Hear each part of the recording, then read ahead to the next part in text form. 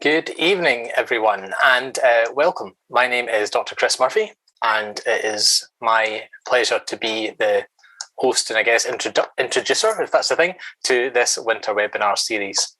I'm a laser plasma physicist who's also a lecturer at the University of York in the Department of Physics and the senior admissions tutor, so responsible for people coming onto our programmes here at York. So a few technical notes before we get started tonight. If you're watching live, you can ask questions at any time using the Q&A button, which is probably either at the bottom or at the top of your screens right now. That's available throughout the event, so just keep on popping questions if anything comes in, and we'll start to address them at the end during the Q&A session. So should you have any technical issues due to loss of Wi-Fi or anything else, any other problems that you might have during the talk, during the seminar, you can rejoin the event using the original link that you have. So just click back on that and come and join us again. Also, today's event will be recorded, so you should be able to watch again using on our YouTube channel. The subtitles are available for this event. You can turn them on and off by using the CC button, the CC live transcript button at the bottom of the screen. So the whole point of this webinar series is to bring exciting and cutting-edge research from the university to students and scientists of all ages, in fact, all of you who are watching tonight. It's to try and give you an insight into some exciting developments that are happening at York. And although this is the last one of the webinar series for this year, at least, then we will, you can rewatch all of the seminars and webinars that we've done so far, at least most of them at the moment, on the University Department of Physics YouTube channel. So that's me for this evening. So what I'm going to do is going to introduce the chair for this evening's webinar, who is an associate lecturer in the Department of Physics, specialising in radio astronomy and high energy astrophysics. It is Dr. Josie Ross. So I invite Josie to come on and introduce our speaker for this evening.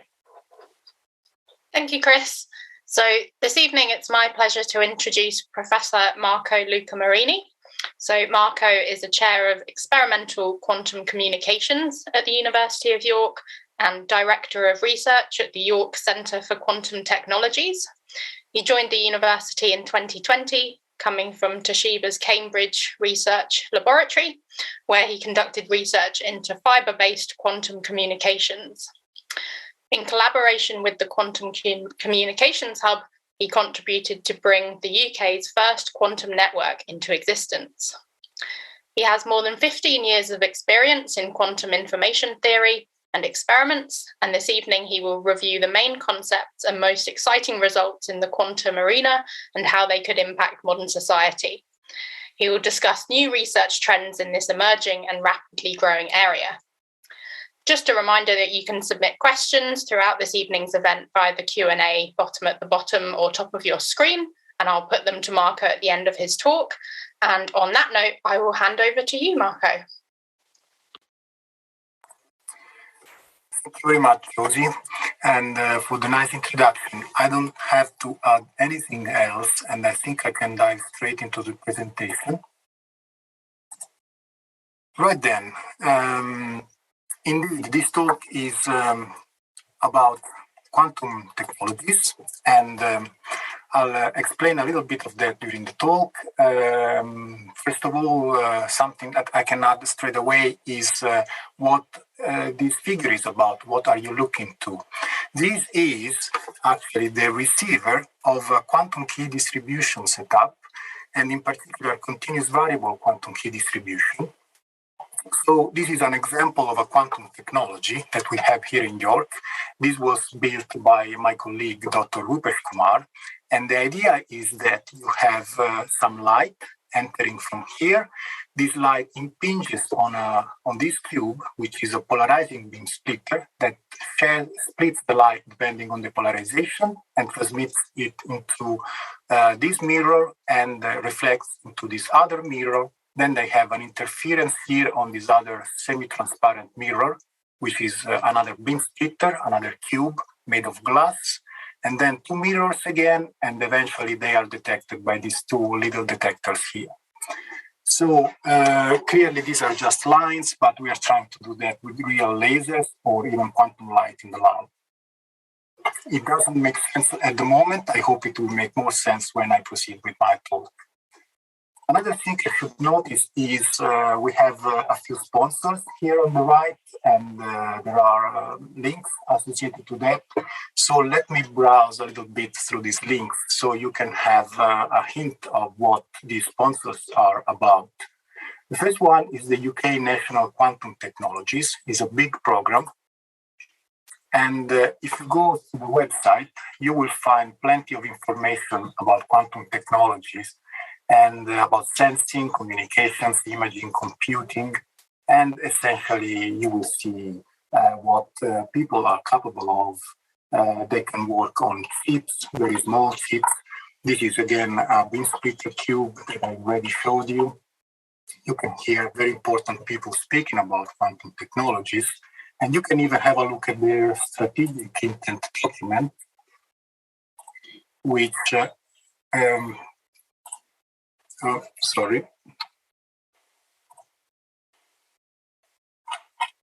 Let's see if I can take this link again. Yeah. It will explain you a little bit about the program. It will give you an idea also of the basic principles that you have in quantum technologies, like superposition and entanglement. And I'll come back to this later on. And they will give you an idea of what the progress is expected in the next 10 years or so in sensors, communications, and atomic clocks. These are, for example, very interesting sensors based on quantum technology that essentially makes the scan of the brain without surgery. This gives an idea of the funding that is at the moment being spent around quantum technologies. And this is also interesting because it gives the geography of the program right now. As you can see, it has been focused in 4 main centers, also called hubs. And we have one in Glasgow that is investigating quantum imaging. Then we have this one in York, which is about quantum communications. And in fact, there is plenty of quantum communications in York, both theoretical and experimental. Then we have this other one in Birmingham, which is about sensing, metrology, and timing. And then there is one in Oxford that is about quantum computing. Sorry, I don't know why this keeps happening. However, it was a good time to move on to the Quantum Communications Hub, which is the second link I have here. And even here, you can find what quantum communications are about. We are now in the phase 2 of the Quantum Communications Hub, which started in 2019. The first one started in 2014. And this is their vision, quantum security at all distances scale, because currently distance is one of the main limitations of quantum technology. So we have ongoing work to make that better and increase the distance for this technology. Also, you can read a lot about the research that is going on in this area. For example, you can have a look at the quantum network that is being installed in the UK. And this is an idea of the quantum network that is currently being installed between Bristol, London, and Cambridge. As you can see, this is all in the south of England, and we are now trying to bring some of this stuff here up north, close to York.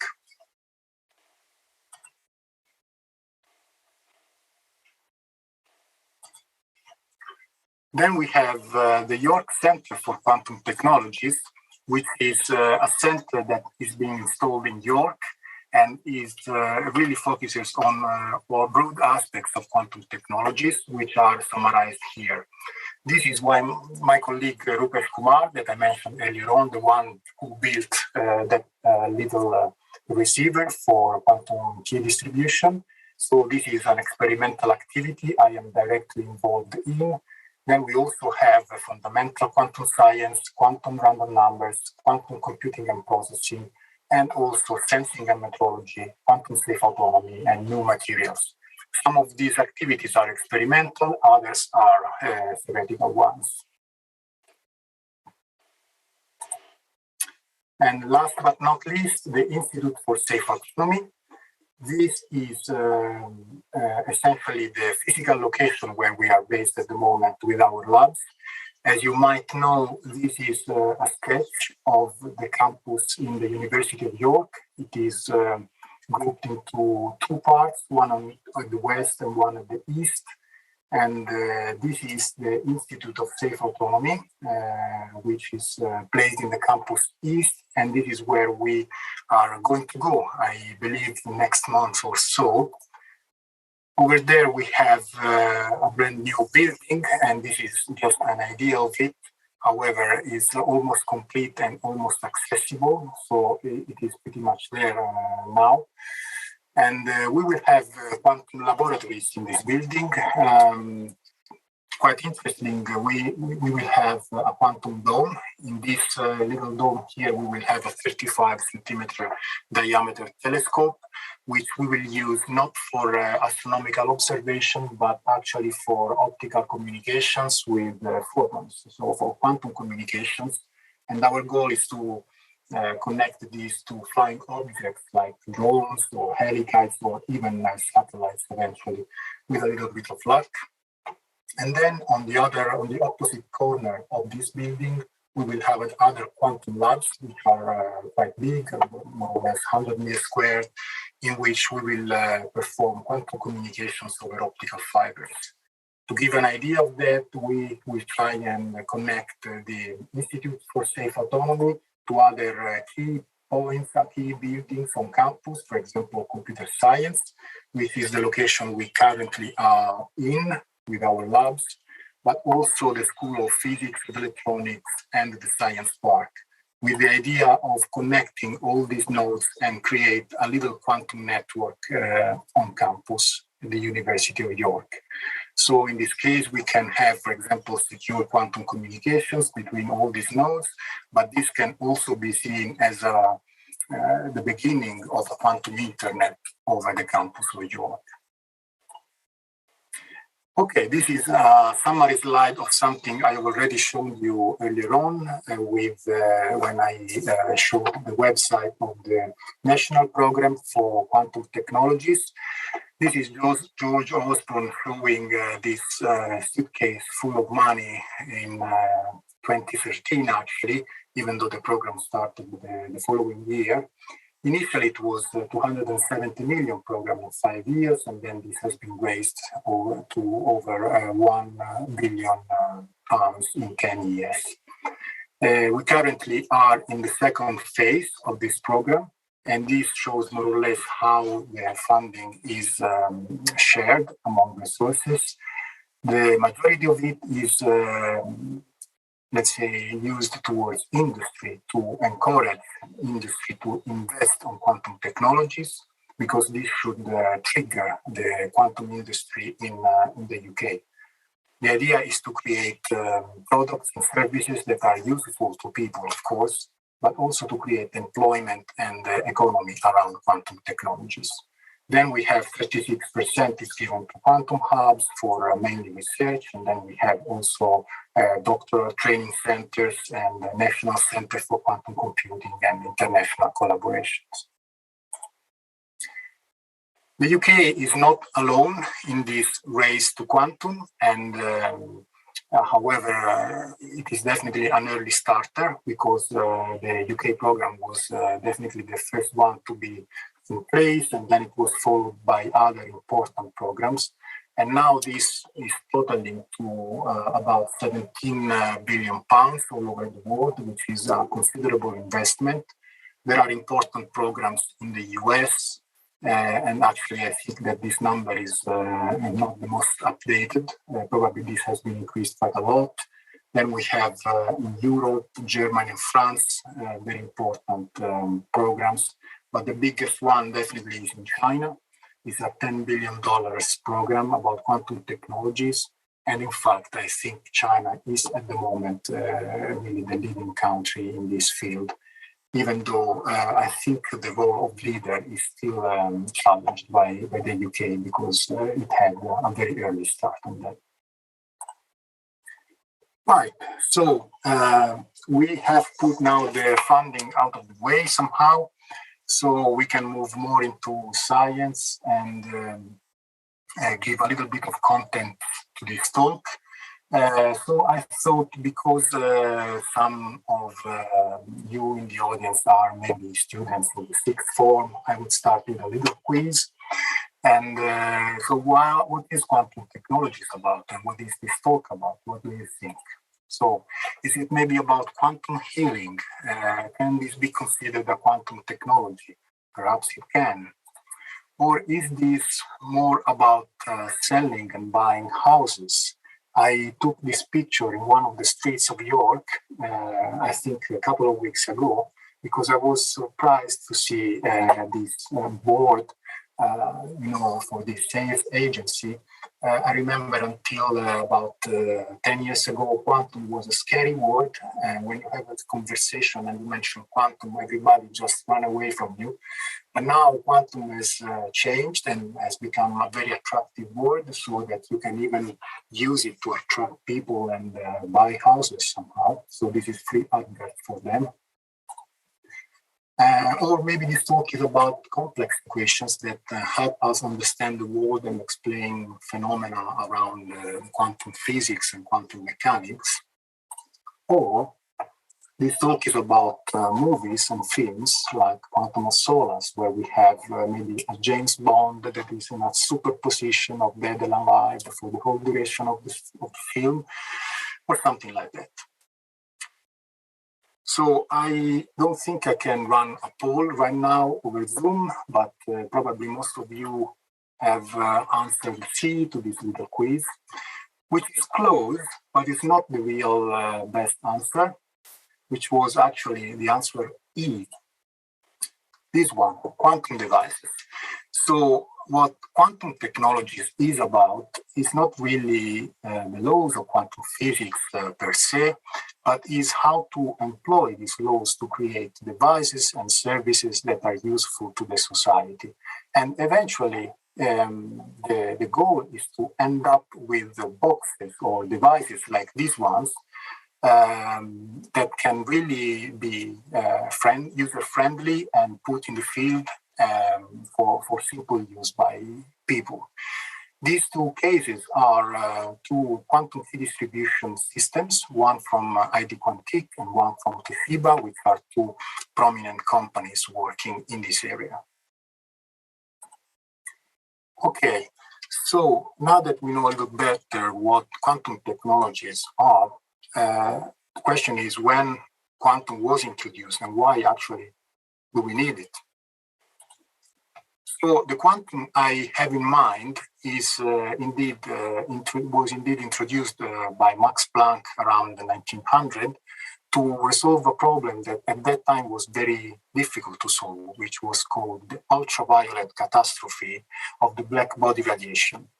And he solved this problem by making the electromagnetic radiation quantum. And so he introduced photons for the first time, which are the particles of the electromagnetic radiation. And since then, photons always had a special role in the history of quantum. This picture should give an idea of what the problem was. A black body is simply an object, an ideal concept of an object that is emitting light at a certain spectrum, depending only on one parameter, the temperature. The classical theory prediction was essentially summarized by this black line. And you can see that when the wavelength of the emission diminishes, and so we go towards the ultraviolet, which is this area here, the amount of spectral radiance goes to infinity, which is unphysical. We cannot have an object that emits infinite radiation, right? And this line was described by this classical equation by Riley and Gibbs. Planck realized that this equation is correct, so he introduced his famous constant, the Planck's constant, which is a very small quantity written here. And by assuming the quanta in this cavity represented by the black body, he managed to correct this equation to another one. And the fit that you can see in these blue, green, and red curves essentially are the result of this new equation that was fitting perfectly the experimental data. So this was the beginning of quantum as we mean it today. And essentially this gave start to quantum physics, which doesn't rule out classical physics, but actually it embraces classical physics as a limit. So in the limit of this Planck's constant going to zero, you will reobtain exactly all the laws of the classical physics that you studied so far. So essentially, quantum physics is just larger, but it's not negating or denying classical physics at all. They are perfectly compatible.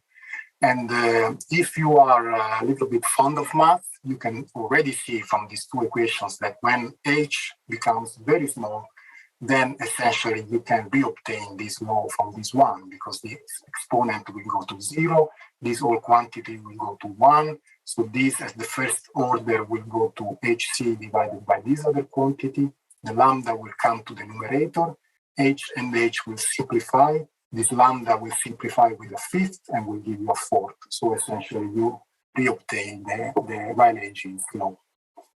This is called the correspondence principle and is always true for quantum mechanics and quantum physics, classical mechanics, sorry. Of course, this black body radiation was not the only application, and quantum mechanics was applied immediately to explain the atomic stability by Max Bohr, and also to explain the photoelectric effect, which earned Einstein a Nobel Prize in 1921. He also identified the energy of the photon, h nu, and I thought perhaps we can have a little exercise here to understand how small this Planck's constant is in terms of photons. If we consider the energy of a single photon like h nu, and nu is the frequency and the lambda is just the inverse of the frequency, so it's the speed of light divided by the frequency of the photon. And in this case, I consider a wavelength of 1.5 micron, which is comparable to human hair, which is about 70 micron thick. Then you can do these simple calculations and end up with this incredibly small number, 130 zeptojoule, which is in the order of 10 to the minus 20 joule. So it's an incredibly small quantity. And you can imagine it's difficult to generate this small amount of light, to detect it, and to manipulate it. But nowadays, we can do it pretty easily, and this is at the core of quantum technologies based on photons and light.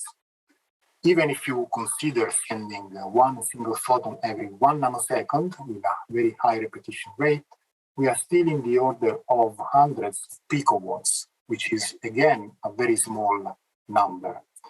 So very often, to explain the difference between classical and quantum using light, I adopt this simple diagram here. Essentially, on this side, you have the classical light, which is in the order of 1 watt, for example, or sometimes called 0 dB watts. And it's something you can generate with lasers. If you want to go to the quantum realm, then you have to turn the power knob down and go to the single photon level. And this is about 10 or more orders of magnitude below the initial level of light. So it's an intensity that is tiny, really very small. And this can be created using, for example, a source like that, which is based on quantum dots inserted into a cavity, a little pillar, and can be made into a chip. And this is even commercially available. You will find more details in this link. So somehow this was called the first quantum revolution. And by that, we mean that there was more or less a period of 60, 70 years since the initial introduction of quantum, where the laws of quantum physics were used to create useful devices, some of which are depicted here. So the LED that we use so commonly today, the laser, the transistor, and the microscope, electron microscopes, and even the magnetic resonance imaging machine are somehow based on the laws of quantum physics. And so essentially quantum physics was essential and instrumental to find out all these applications that are so useful today. our daily life. Nevertheless, it should be noted that we don't need to access a small number of particles or photons to enable this technology. If you think, for example, to the laser is working with millions or billions of photons in the emission, in the light that it emits. So even though the principle is quantum, the final result doesn't really need to address single quanta of light. On the contrary, the so-called second quantum revolution, which is the one that we are living right now, is really different in that sense because it's trying to access individual particles or individual photons to enable brand new applications. So what happens when you can really consider one, two, or a few particles rather than a huge amount of particles? Essentially, you can enable the main properties of quantum mechanics, which were already shown in the website of the UK quantum program that I showed earlier on, and that I'm using here again. So I'm taking their picture and trying to give a little bit more details about that, because these two properties, superposition and entanglement, are often quoted as the main properties that can give quantum technology the extra oomph that they need for succeeding as a useful technology for the society. Superposition principle is something like that, which is explained as sketched here. I tried to add a little bit of equation here to explain it better, if possible. This is called sometimes the Dirac notation, and essentially it's a way to write a superposition state. Here you can see a horizontal line and a vertical line, and the superposition is when you consider, for example, a photon that is simultaneously in the horizontal and vertical polarization at the same time. So somehow this is not too deep. What is a little bit deeper is that when you measure the polarization of the photon to be either vertical or horizontal, then you have the so-called collapse of the wave function, and the result can only be one of the two. It cannot be both. So in this case, we have as a result the vertical state. We could have had the horizontal state with the same probability, 50-50. So the observation is, in a certain sense, decides which of the final polarization the photon is in or the particle is in. For entanglement is very similar, but in this case, we have two particles. And here depicted with 1 and 2, these are the ladders that we use for the particles. And then we have a superposition of, for example, polarizations that can be both horizontal or they can be both vertical. And we don't know exactly which polarization is attributed to each particle. When we measure the particle, then the wave function collapses into either this state or that state. And in this case, again, it collapses into vertical. So we have two particles projected into vertical polarization in this case. And this is the result of the measurement. What is a little bit more tricky with entanglement is that these two particles can also be very far from them. For example, we could send one particle to New York and the other particle to Beijing. They would still continue to have this sort of correlation at distance. So that when someone measures the particle in New York, it immediately projects also the one in Beijing in a certain state that can be either horizontal or vertical. And this has been called sometimes spooky action at distance, because it is a little bit strange at first sight to have a simultaneous projection of this wave function regardless of the distance between the two particles. However, it should be reminded that this, for example, cannot be used to send messages faster than light, because the result of the measurement is completely random. And so you cannot really associate a meaningful message to your particles and decide to send this message faster than light. So randomness, in a certain sense, saves the day and prevents us from conflicting with the causality principle of physics. Okay, at this point, I thought I would give you a sketch of some quantum technologies, especially related to photons. This slide is a little bit dense, but bear with me. I will start from the top left and move on to the bottom right and explain what we are seeing. So in this picture, there is a very simple way to create sort of a quantum light, or at least an approximated single photon. You take whatever comes out of a laser, and then you add an attenuation. For example, 8 or 10 or even more orders of magnitude attenuation, so that you essentially go to a level that is in the order of the 130 picowatt that I showed in a previous slide. And typically, the light coming out of a laser is very well polarized. For example, it can be aligned in this horizontal direction. And the polarization is explained in this little picture by Thorlabs, which are a commercial provider of devices for manipulating light, and is essentially the direction in which the electromagnetic field oscillates. So photons are electromagnetic radiation, can also be interpreted as electromagnetic waves. So they oscillate around a certain direction if they are polarized. And in this case, you can see they oscillate in the horizontal direction, then passes through this wave retarder, which is based on something called birefringence. And this can turn the polarization into a circular polarization, like right circular, like this one, that we can write as a superposition state. So you can see how easy it is to create superposition states with photons. It's really that easy. What is less easy is to detect photons because the amount of light is really tiny.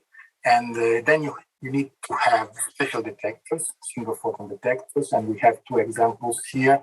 One is based on avalanche photodiodes and from ID Quantique, and the other from single quantum is based on superconducting detectors. They have different features. They both are capable of detecting even a single photon of light.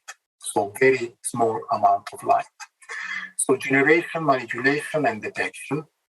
When we go to entangle photons, it's a little bit more complex, but still something that you can do in a reasonably easy way. Especially this one, this is a source based on spontaneous parametric down conversion, where you have a nonlinear crystal that transforms an input photon into two twin photons at the output, which are entangled in polarization or time and energy or in several degrees of freedom.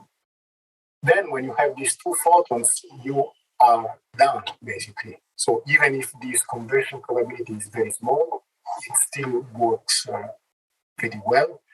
And what you can do, you can use the two photons coming out of it that are already entangled for some purposes, or you can detect one of the two, and because they are twins, when you detect one photon, you can be sure that a second photon is on the other line. So the detection of a photon heralds the presence of a second photon in the other line. So this can also act as a generator of single photons. And this is a source we have in the University of York in our labs, which is very compact. Essentially, from these two connectors, you can get the two single photons, which are entangled, and you can make experiments with them. And this is the source of photons that I already showed in a previous slide, which is based on quantum dots. Essentially, you excite this artificial atom, and when the atom de-excites, it emits photons or a couple of photons. So it can emit single identical photons, or it can even emit entangled photons in pairs. Right, this is my one slide on optical communications. So as you probably know, optical communications have always been used for signaling. And this is an example of one boat communicating with another boat or with ground using optical communications. And this has now evolved into a mature field which can go through free space or through optical fibers. In free space, we can have any sort of communications between ground stations and satellites, even though that is not trivial, of course. or between balls, or between airplanes, and so on. And in fiber, we have something that is already happening for many years now, where you have backbone networks between distant places, and then you have networks in a city called metro networks, and then we have access networks that can reach people in their home, the famous fiber to the home segment of fibers, which is allowing for very fast communications. So indeed, whenever you find optical communication in the classical realm, then just remember the power knob. If you use it again and turn it down the power, essentially you end up in principle with a quantum communication.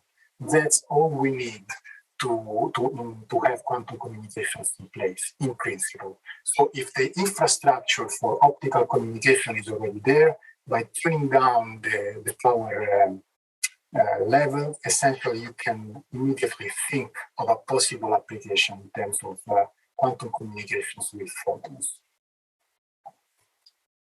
Okay, so we talked a little bit about superposition and entanglement and how to create that, for example, using photons. What is the advantage related to these two principles? I just want to quickly mention that because I am left with about 4 or maximum 10 minutes, if I'm not wrong. But let me just give you a hint of what you can do with that. The most famous application is quantum computing, and these are the two most famous algorithms that you can run on a quantum computer, which is a machine that doesn't exist yet, but many people are working on it. And the first one is factoring, invented by Peter Shor in 1994, and the second one is a search algorithm invented by Love Grover a few years back.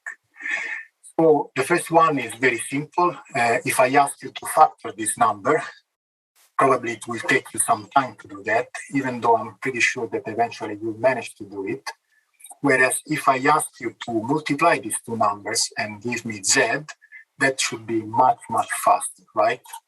So this operation is pretty easy, whereas this one becomes very difficult, especially if this number is large. So clearly a 4-digit number is okay, but when you have a 150-digit number, then the algorithm on a classical computer to factor it into 2 factors x and y is exponential. So it will take an exponential time that eventually will be impossible to do. And in fact, this is the mechanism protecting our cybersecurity at the moment. However, if you use this quantum Fourier transform and the algorithm invented by Shor, you can keep this time polynomial, so which is much faster than exponential, of course, and you can handle with a short time in the order of fractions of a second. So this would be a definite advantage of using superposition and entanglement. And a similar advantage, even though less pronounced, is when you have to search an item, like a telephone number, in a list that is not ordered. This can take forever, right? Well, it takes n steps if n is the number of digits in the item that you're looking for, whereas it will take just the square root of it with a quantum computer. So this is just a quadratic speed up in this algorithm. You can have plenty of algorithms. Just have a look at this website and you will find a good selection of those. And this is my slide summarizing the effort of people trying to build a quantum computer, which is quite impressive, actually. This is taken from the blog of Dominic Walliman, which I suggest and recommend. And I was really impressed to see so many industries and companies working on quantum computing as we speak. It's pretty common to hear about IBM, Google, Intel, or Microsoft working on that, but you have many more companies, and actually this is a really worldwide effort into making it for a quantum computer. And these are 2 examples from Google and IBM. both working on superconducting technologies and challenging each other to increase the number of qubits that you can have in these computers. At the moment, they are around hundreds, let's say, and they're aiming to reach millions. But this is already a pretty remarkable result that recently brought to have a so-called quantum advantage, if not a quantum supremacy, in the quantum computing world. Now, I quickly want to mention what happens when you move from the bright side of quantum technologies to the dark side of quantum technologies, because what is usually less well known is that when you go to a limited number of particles, then you have some limiting theorems telling you what you cannot do rather than what you can do with these systems. So here I've listed some of them. This one is very famous. It's the Heisenberg uncertainty principle that tells you that you cannot measure at the same time position and momentum of a single particle. This one is less well known. However, because the photon is a particle, you cannot detect it at the same time into different places. Either you detect it here or there. And this one is probably my favorite, is the no cloning theorem, which essentially forbids to make copies of an unknown quantum state. So you cannot have a quantum copying machine, really, if you are talking about unknown quantum states. Then, because of that, you cannot noiselessly amplify a quantum signal, and this is a true limitation of the field. And then, it is impossible to avoid that two identical photons pair up or coalesce when they meet. As you probably know, photons are very sociable particles. They like to stick together, and it's very difficult to split them when they meet. And also, it's impossible to mediate an unknown quantum state. This is a little bit more technical, and I will not skip it for the moment. However, what is nice about this limiting theorem is that you can turn that into positive quantum technologies. And I will try to show a couple of examples of that, if I have time. First one is impossibility to detect photon into different places. This description is a little bit inappropriate, inaccurate, because actually we don't know where the photon goes until we don't measure it. So we should describe it more or less like that. This is more precise. The photons are in a superposition of going A or going B until we measure them. And when we hear a click from this detector, then we don't hear a click from this detector, and we know that the photon is here and not there. Essentially, the measurement of the detector will collapse this entangled state into this place or this place. So this is another form of superposition or another form of entanglement, which we can exploit in the following way. Because we don't know where the photon will land, whether here or there, this is a completely random process. So if it lands here, we can take a 0. If it lands there, we can take a 1. And we can turn this in a useful quantum random number generator. As you probably know, generation of random numbers is a non-trivial problem, and it's impossible to understand if something is truly random or not. In this Dilbert's cartoon, this one is the random number generator, and it's giving always 9999999.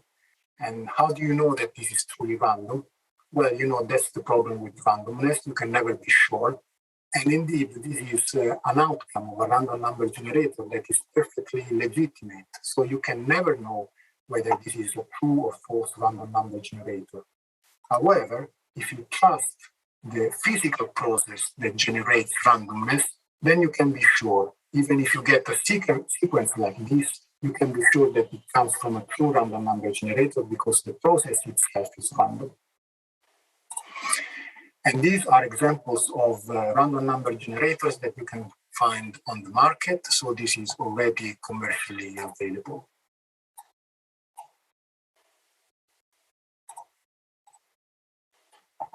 Another limitation, the no-cloning theorem, is something I already mentioned before, and mainly due to Bruckers, Zurek, and Dietz back in 1982, even though someone already had a hint at this principle some years before then. So no quantum copies are allowed. Here I thought I would give you as homework, in case you want to do it, to prove the no-cloning theorem, which is actually extremely simple to prove.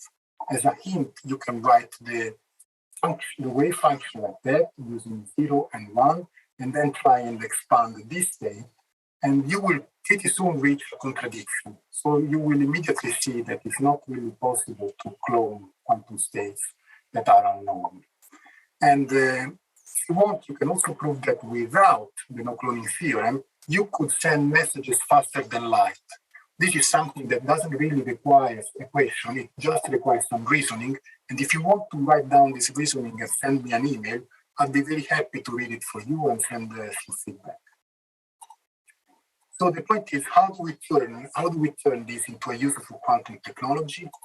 Well, this is one of my last slides. This is about the cryptography problem and the quantum key distribution, which is one of my main activities. The cryptography problem is having Alice and Bob, or two users in general, wanting to communicate, but someone is eavesdropping on the line. So how can the two users communicate without having Eve eavesdropping on the conversation? This solution, this problem had a very nice solution back in 1984 by hands of Charles Bennett and Gilles Brassard, published in this paper. And also this work by Brassard is very nice to read. It's a brief history of quantum cryptography, and it's very entertaining. So the idea was actually to use the no-cloning theorem for that. So let's imagine for a second that this is your quantum key, is essentially a sequence of bits that Alice wants to transmit over to Bob, which you can associate from message, for example. What Alice could do, she could use this and encode them into 4 unknown quantum states, unknown to Eve and Bob, but well known to Alice, of course. And you can see that the ladders of these states are the quantum key. Then these states are transmitted over to Bob, and then with some help from Alice, for example, Alice could broadcast some additional information to help Bob measure the state, overcome the no-cloning theorem, and retrieve the quantum key. So Alice is not telling Bob the states, she's just telling Bob some auxiliary information that is sufficient for Bob to overcome the no-cloning theorem and reconstruct the quantum key. So for anyone else that is not receiving this information, this will be impossible to understand and decrypt. So what she could do, she could try to take from the state sent by Alice and clone them into 2 states, and then the B states, written here, will be sent over to Bob, whereas Eve will keep for herself the E states, written here. So she will have a copy. So that when Alice helps Bob to retrieve the key, the same information can be heard by Eve, and she can reconstruct pretty much the same information that Bob can. However, we have the no-cloning theorem here, so this is not possible for Eve, and that's why quantum communication is secure. These are examples of quantum key distribution devices that are already available on the market from companies like Quantique, Quantum Seekek in China, KETS, which was a UK company, I think now moving towards France, and then Toshiba, which is based in Cambridge, even though the headquarters is in Japan. You can connect these devices through fibers, but even satellite connection is in principle possible. Not to these devices, but with some work around them. And then these are the typical figure you can reach with the QKD nowadays.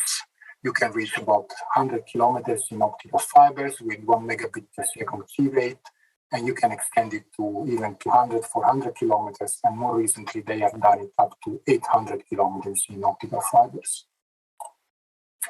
This is just a quick slide showing you that even only with quantum communications focused on fibers, you can still do plenty of activities. And there are, in fact, plenty of activities around devices, communications, networks, even standardization and chip integration. And this is somehow related to the work I've been doing before 2020 when I was working for Toshiba. Finally, I wanted to also mention that we have other quantum technologies, for example, quantum sensing.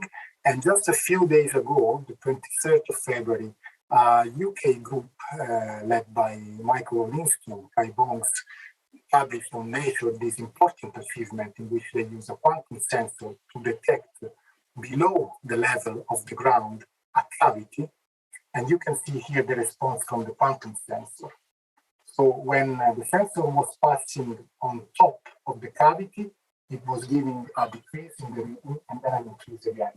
And you can imagine the importance of such a sensible detector, because you can simply run over the surface of the ground and understand what is behind, whether a cave or maybe water or maybe some radioactive material like plutonium, which is very dense and shouldn't be there, so you can even discover these kind of cases.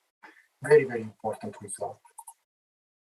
So my very last slide is this one, which I've taken from my colleague, Dr. Masahide Sasaki in Japan. And apparently this is the progress of the research from the initial research to the final product.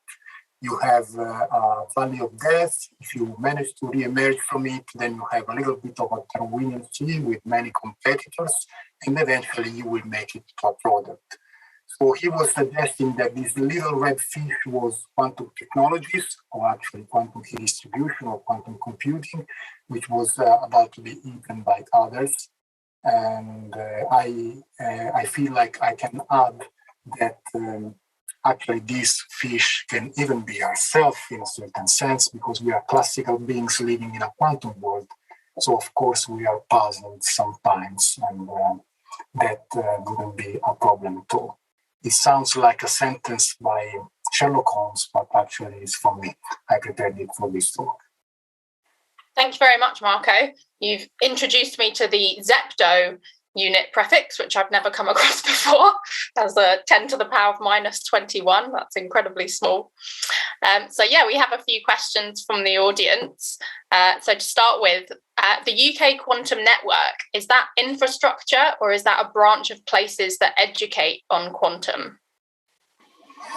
The UK Quantum Network in particular is an infrastructure, and people are working on that even right now. Essentially, they are creating links mainly over optical fibers to connect cities. And then once connected, essentially they want to transmit secure information through quantum key distribution from one city to the next node, and then to the next node, and then again until they reach the end of this chain of nodes. So we have that in the UK. There are other examples in Italy and China and all over the world. And yes, this is a real infrastructure that we can use in principle for secure communications, for example. Great. So we've got a few questions on quantum computers. So when will they become available to the general public? I knew that I received this question. And in fact, I wonder if I can share again my screen. Okay, I hope you can see that. This is something I already showed, and from the same blog, I've taken this slide, so you can see a prediction of what we can expect in the coming years from 2022 to about 2029. So some predictions are pretty optimistic. The most optimistic probably is Psi Quantum here, which predicts hundreds of logical qubits and billions of gates by something between 2025 and 2029, which, I mean, is pretty close. But a few of them actually predict millions of qubits, like IBM and Google. more or less about the same time, 2027, 2029. So let's say that people are pretty optimistic that they can find the quantum supremacy pretty soon, probably before 10 years. I am not, say, completely into this field to share or not share this prediction, so I just rely on that for the moment. Okay, so I'll start saving now for about 2030. So what do you mean by a quantum internet, and how will that be different from the internet that we experience and use today? Yes, that's a very interesting question indeed, because everybody speaks of a quantum internet without really knowing very well what that is. So we should be honest on that. It's a very used buzzword in many cases that attracts interest and funding, but nobody really knows what that means. I think the fairest answer would be that essentially we will have a set of nodes and links that connects all the nodes. And what we want to do, we want to share this superposition and entanglement that I showed during the talk through these nodes. When this is done, we expect that this huge, large, wide superposition state will become useful for some applications. For example, for shared computation, parallel quantum computing, or even, if you think about it, a very sensitive sensor that is very wide because it's connecting very distant nodes with high coherence. So I think this is the idea behind it. You don't have to be local anymore, like in the current internet. You can have quantum correlations between distant nodes. And in terms of a quantum computer versus a normal computer, what are the difficulties in developing the quantum computer? I would say that each technology has its own difficulties. So, for example, if you think about photons, the quantum computer based on photons has the peculiar difficulty of making photons interact between them. For example, the fact that you can transmit photons to very long distances in fiber depends on the fact that they do not interact very much with the environment, and this is good. However, this also means that they do not interact very much between themselves. And this is bad, because for the quantum computer, you want to do gates, for example, between two particles, two photons, like, for example, an AND gate or an XOR gate. And if the two particles do not interact, you cannot hope you can do gates, essentially. So this requires extra resources to do this 2 qubits gate in a quantum computer based on photons. In other cases, the particles interact too much. And so what happens then is that you have a lot of interaction with the environment, which creates the coherence. You want your systems to be coherent to exploit their capabilities of superposition and entanglement, but the environment, vibrations, or even interactions with other particles creates perturbance, and this essentially destroys the coherence. At that point, you lose the quantum advantage. Okay, and is there potential for quantum computing to be used in genetics, such as DNA sequencing? I'm not sure the specific problem about sequences, what it involves. What quantum computers are believed to be useful for is simulations. So, for example, in chemistry or pharmaceuticals, they can sort of simulate molecules that we currently don't know, and they can sort of simulate the interaction they would have and their dynamics. This is something that current computers cannot do and quantum computers can do. For sequencing the DNA, I'm not sure. If it involves some sort of search algorithm, then for sure they can be useful. If it involves complex calculations like factoring, for sure they can. And final question of the evening, Is the instant information transmission between the entangled photons evidence of an unknown force carrier, but faster than light? Yes, this is also a very deep and interesting question indeed. And people have asked this question and essentially found an answer in the so-called Bell inequalities, or non-local tests of Bell violation or whatever. I mean, what they try to do is the following. You transmit these two particles to very distant points, and then just a fraction before you measure them, you decide what kind of measurement setting you want to have onto your particles. And you decide that at the very last moment to avoid the fact that your decision in a certain place can be transmitted by some sort of signal to the other place. So you completely rule out this possibility and you create two events that are not connected in time whatsoever. And in that sense, then you perform the measurement, and then a posteriori, you reconstruct the results of your measurement, and you realize that these correlations are always there, even if you have ruled out any sort of communications between the two systems. So the conclusion is that indeed the quantum mechanics is non-local, and you can rule out pretty much all kind of deterministic explanation of this phenomenon, especially because recently some people achieved the so-called loophole-free Bell tests, which means testing these inequalities, these correlations, after eliminating any possible loophole in the theory, essentially any deterministic theory that this question was mentioning. So essentially the result is that, yes, these are completely non-local, and everything we know nowadays make us think that this is a completely non-local theory. Great. Okay, well, thanks very much. Yeah, thank you for such an interesting talk and for answering all our questions this evening. So the recording of this event will be available on the Department of Physics YouTube channel, and a link will be sent to everyone that's a ticket holder. And if you'd like to find out more about this research and other research taking place here in the physics department, a link to our online course with FutureLearn will be shared in the chat. Thank you everyone for joining us tonight and throughout the series, and I hope you have a pleasant evening.